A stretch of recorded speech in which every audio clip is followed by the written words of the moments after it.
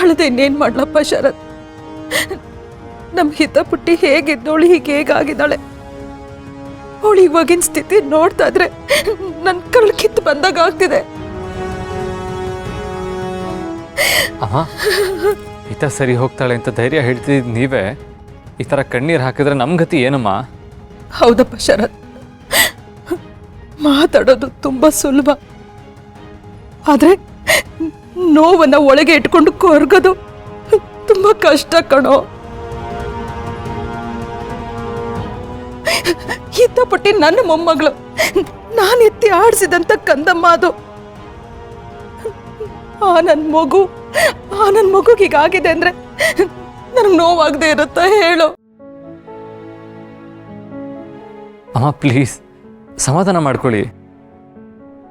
ಮಾಳವಿಕಾ, ಹಿತಾನ ನೀನು ಎಷ್ಟರ ಮಟ್ಟಿಗೆ ಹಚ್ಕೊಂಡಿದ್ದಿ ಅಂತ ನನಗೆ ಗೊತ್ತು. ಆದರೆ ಹೀಗಾಗಲೇಬೇಕು ಅಂತ ಹಣೆಯಲ್ಲಿ ಬರೆದಿದ್ರೆ ಯಾರು ತಪ್ಸಕ್ಕಾಗತ್ತೆ ಹೇಳು?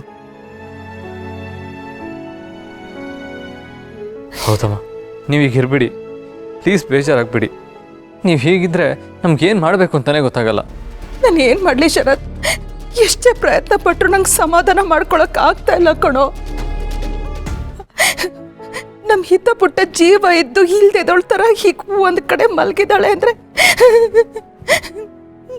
ನನ್ಗೆ ಹೆಂಗ್ ಸಹಿಸ್ಕೊಳಕ್ಕಾಗತ್ತೆ? ನೀನೇ ಹೇಳು ಶರತ್.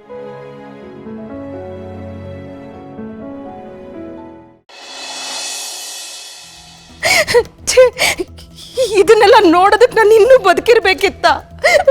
ಅಮ್ಮ ಪ್ಲೀಸ್ ಹಾಗೆಲ್ಲ ಮಾತಾಡಬೇಡಿ ಅಮ್ಮ. ನೀವು ಬರೀ ಹಿತನ್ ಮಾತ್ರ ಅಲ್ಲ, ನಮ್ಮೆಲ್ಲರನ್ನೂ ಸಂಭಾಳಿಸ್ಕೊಂಡು ಬಂದಿದ್ದೀರಾ. ನಾವೆಲ್ಲ ಇವತ್ತು ಇಷ್ಟಾದರೂ ಸ್ಟ್ರಾಂಗ್ ಇದ್ದೀವಿ ಅಂತಂದರೆ ಅದಕ್ಕೆ ಕಾರಣನೇ ನೀವಮ್ಮ.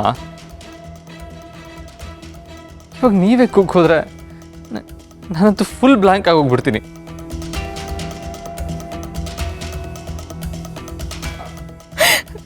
ನಾನು ಏನು ಮಾಡಲಿ ಶರತ್?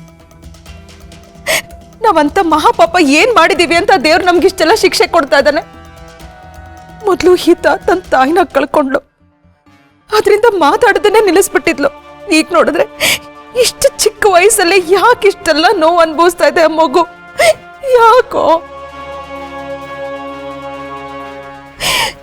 Malavika, control your self. ಹಿತ ಖಂಡಿತವಾಗಿ ಹುಷಾರಾಗ್ತಾಳೆ, ಅವಳಿಗೆ ಯಾವ ತೊಂದರೆನೂ ಆಗಲ್ಲ. ಆದರೆ ನಾವು ಭರವಸೆನ ಮಾತ್ರ ಕಳ್ಕೋಬಾರ್ದಮ್ಮ.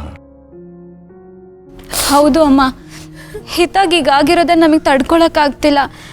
ಇನ್ನು ನೀವು ಕಣ್ಣೀರು ಹಾಕಿದ್ರೆ ನಮಗೆ ತುಂಬ ಕಷ್ಟ ಆಗುತ್ತೆ.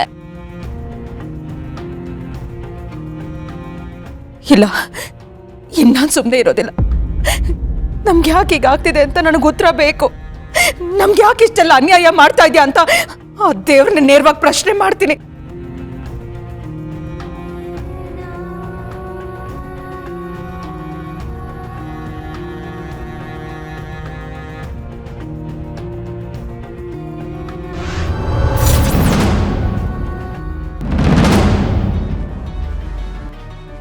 ಅಮ್ಮ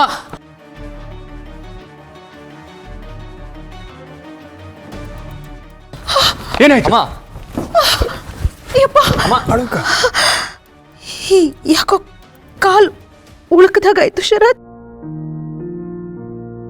ನೋವ್ತಾ ಇದೆ ತುಂಬಾ.